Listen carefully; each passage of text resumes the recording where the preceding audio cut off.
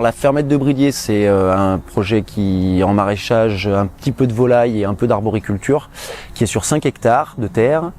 On a un peu plus de 1000 mètres carrés de serre. On a des bonnes terres qui sont assez profondes et qui sont top pour cultiver la plupart des légumes. Tout en agriculture biologique parce que en fait on s'est installé sur un secteur où la nature elle est vachement présente. On est en train de laisser les haies repousser, on est en train de planter des arbres fruitiers en linéaire. On a réussi à mettre en place notre grande serre, on a mis un bassin de rétention qui se remplit avec les serres. Donc cette année où il y a eu la sécheresse, on a pratiquement été autonome en eau. On a réussi à avoir des salades tout l'été, ce qui n'a pas été le cas partout.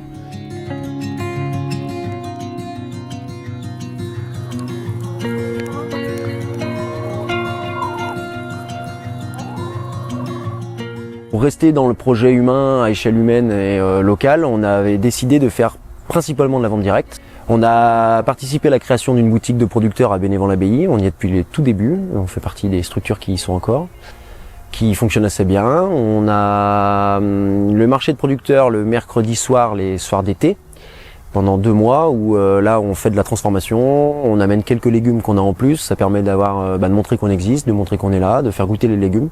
Ça nous fait connaître aussi. Et puis c'est un moment festif et sympa. On participe à la dynamique du coin. On fait le drive de la quincaillerie à Guéret depuis le tout début. Donc ça s'était créé pendant l'un des confinements. La vente directe, c'est super. C'est vraiment, on rencontre des gens super. On peut parler de notre métier. On peut parler avec les collègues sur les marchés, de nos techniques. Ça nous sort vraiment de notre champ. Mais ça demande vachement de temps au final, parce que même déjà une vente à la ferme, ça demande à ce que la veille on ait ramassé tout ce qui était dur. Le matin vers 6-7 heures il faut que je sois en marche pour attaquer à ramasser les salades, les radis.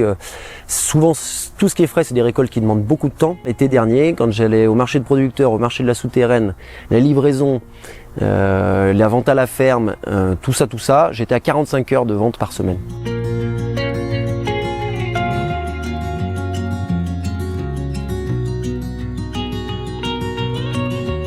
On vend aussi aux restaurateurs de la commune et puis depuis pas très longtemps on vend aux collectivités. On a eu des livraisons l'année dernière et puis on en a eu là depuis le début de la rentrée septembre 2025. Du coup Manger Bio Restauration s'occupe de prendre les commandes des collectivités.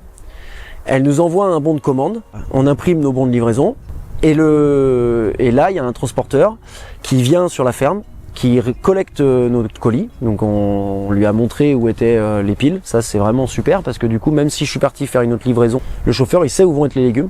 Et si tout est prêt et tout est nickel, il n'y a pas de quoi, il prend la pile, il la charge dans son camion. Et ça demande moins de précipitation. On a le temps de le faire jusqu'à 23 heures si on n'a pas eu le temps de le faire dans la journée. En se déchargeant de ce temps-là, j'ai le temps de manger avec ma famille le soir et puis de retourner travailler 1 heure après. Et je suis pas dans la précipitation de dire j'ai pas le temps de manger parce qu'après il va faire nuit à 21h30 quand il y en a la chance qu'il fasse des journées longues. Notre boulot il demande quand même un peu d'énergie et qu'on veut pas finir cassé quoi.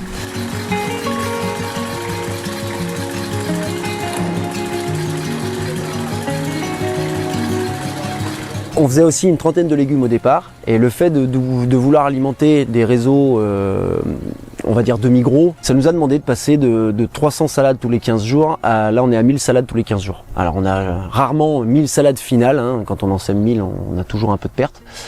Mais ça a été la vraie nouveauté. Alors du coup ça veut dire que quand avant il me suffisait de 2 planches de culture de 40 mètres carrés, aujourd'hui il m'en faut 4, 5, 6 planches. Donc plus de place, donc quand je dois préparer ma saison, quand je dois préparer mes sols, quand je dois préparer mes graines, quand je dois prévoir mon terreau, il faut 1000 graines de salade diverses et variées tous les 15 jours. Donc on parle quand même de pas loin de 24 000 graines de salade à l'année qui vont être semées. C'est une autre gestion qu'avant où on était, il nous fallait 40 salades par semaine, on était tranquille. Du coup l'organisation elle est vraiment différente. Donc moi je sais que il va falloir que je fasse de la salade, il va falloir que je fasse des poireaux, il va falloir que je fasse des oignons, il va falloir que je fasse des tomates.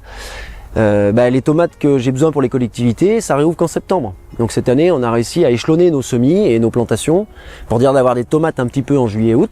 Mais si on garde ces plants de tomates-là, en septembre, ils donnent plus rien. Ils donnent moins bien. Et ils en sont au 5e bouquet, les plantes elles sont fatiguées. Mais par contre, on a planté des plants de tomates 15 juin. Et du coup, là, on ramasse des tomates qui sont au 2e bouquet et qui permettent d'alimenter et d'avoir 60-100 kilos de tomates par semaine pour les collectivités. Bah, pour les particuliers aussi. Mais au moins, on en a pour les collectivités des belles tomates, des tomates qui sont en bonne santé et qui sont vraiment en production. Et ça va permettre de dégager une partie de la serre pour pouvoir remettre des salades pour que cet hiver, les collectivités et les particuliers puissent avoir des salades. Donc ça, c'est vraiment dans les pistes qu'on est en train de développer en ce moment. De refaire des plus grosses surfaces de certains légumes, de se mécaniser un peu plus sur pas grand chose, mais sur 2-3 légumes qui vont permettre que derrière on arrive à avoir une sérénité économique, parce qu'aujourd'hui on se tire à peine 300 € par mois de salaire, ma compagne et moi 300 €, donc ça nous fait un petit 600 € par mois. On a essayé avec des saisonniers, tout l'argent qu'on aurait dû garder pour réinvestir l'année suivante dans des semences, dans du terreau, en fait il nous manquait, puis il faut payer double de cotisation.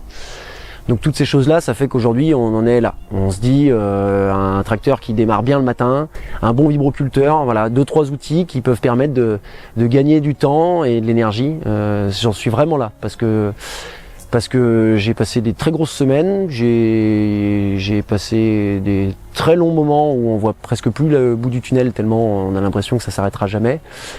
Quand il faut récolter, vendre, entretenir et recommencer.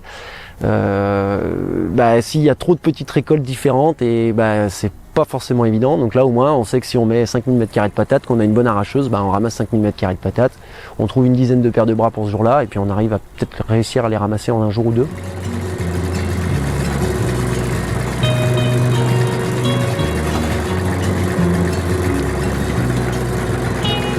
On avait choisi ce changement de vie parce qu'au départ on n'était pas forcément issu du monde agricole, issu de la campagne mais pas du monde agricole, mais avec un déracinement complet. Du coup moi je suis très heureux parce que tous les matins je me lève et je vois l'évolution de mes haies, l'évolution des oiseaux que je connais, le couple de corneilles qui vit au-dessus de mon champ, les buses, et tout ça, ça me nourrit vraiment de plein de bonheur. Après ça reste un métier qui est vraiment compliqué, dur et où il faut avoir envie. Il faut avoir la moelle et il faut avoir envie de se battre presque, je dirais, parce que on se bat contre les campagnols, on se bat contre les limaces, on se bat contre les chevreuils, on se bat contre, j'ai la chance, pas de sanglier, mais on se bat contre tout, contre la météo, contre les maladies fongiques, contre les insectes, et en fait il faut avoir envie, quoi. Faut avoir vraiment envie tous les matins. Et je pense que quand j'étais plus jeune, j'étais un aventurier. Alors j'ai voulu rester un aventurier en étant adulte et aujourd'hui, oui, je suis content et je suis heureux. Je suis fatigué. Je voudrais que ça s'arrête les galères, mais ça va finir par s'arrêter. De toute façon, à un moment donné, ça va finir par rouler.